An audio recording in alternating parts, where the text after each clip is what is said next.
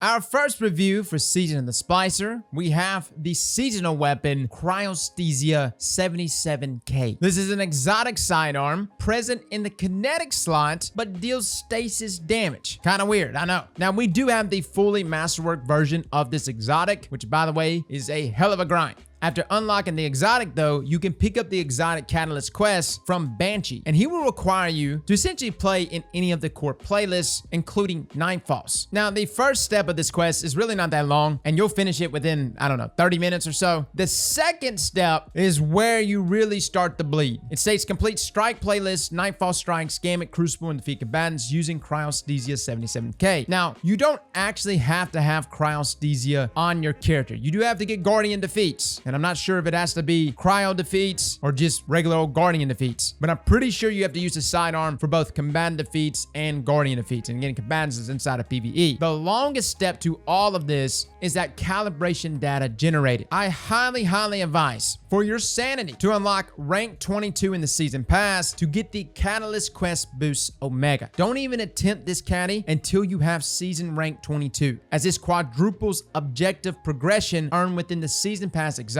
weapon catalyst quest. Now, personally, I think it's kind of bugged. Like, I think it should be more. It did not seem like quadruple, because if you're wondering how many Crucible games it takes to get 200 of these calibration datas, it's roughly 50 Crucible games, or 50 Gambit games, or 50 strikes. It does state, though, that bonus progression for higher tier Nightfalls, as well as wins in Crucible or Gambit. But even with wins inside of Crucible, I was getting roughly 5 calibration data generated. But again, that's just from wins. Losses granted me somewhere around like maybe 3 to 4. So yes, be prepared for the grind. I was clawing my eyes out. Now, upon completing this step, you will finally be granted the exotic catalyst for this sidearm. However, you have to get 700 kills, which takes us to our next bug. By the way, I think this entire quest is just bugged. Like, I wouldn't be surprised if Bungie comes out and they're like, whoa, progression on this thing should be much better. But for some reason, even if you get 700 kills with Cryo, it does not count toward its masterwork progression. Turns out you have to get energy kills. Big shout out to Aster for actually tagging me on Twitter. There's a Reddit post going around, though, essentially calling out that Cryo in its masterwork was bugged and actually required energy kills instead of actual kills with the sidearm. So in order to make this fast, find you a weapon with subsistence, go to Shadow Throne, and just sit there and unload all over these Shadow Thralls. By the way, subsistence got a buff. It doesn't hurt ammo reserves. It's actually pretty nasty. Now, upon doing all of this, you now have the exotic catalyst, which we can finally talk about. But first, let's go over this exotic perk. LN2 Burst. Variable trigger, press and release to fire individual shots. Hold to fire a charged shot when liquid cooling is active. Its trait is liquid cooling. Final blows of this weapon enables a charged shot for a short duration. Targets hit by these shots are instantly frozen at the cost of the weapon's entire magazine. And this is where the exotic catalyst comes in, as it states that shattering a frozen target refills this weapon's magazine from reserves. So essentially, the flow chart here, guys, is get a kill, charge up your sidearm with your super shot, freeze the target, and find some way to shatter your opponent. You can shatter them with your heavy weapon or your special weapon. You can shatter them with Shadow Dive. There's a lot of different ways to shatter frozen opponents, both in PvE and in PvP, amongst all our different subclasses. Just pick your way. All of those will auto-reload this sidearm. And that was one thing I really hated about this sidearm previously, before we masterworked it, because I was like, man, this sucks. There's no fluidity here. I'm constantly having to reload. I freeze a target, and I'm just sitting there staring at them awkwardly, and then they get unfrozen, but I'm still stuck in the reload animation, and then they kill me. This sidearm sucks. Not actually. The exotic catalyst definitely elevates this weapon. Now, unfortunately, at least inside of Crucible, one of the best weapons to pair here with this sidearm is grenade launchers. And I feel so scummy, because you're probably noticing a couple things. Number one, proccing this freeze bullet on an opponent and freezing them can activate Whisper of Hedrons,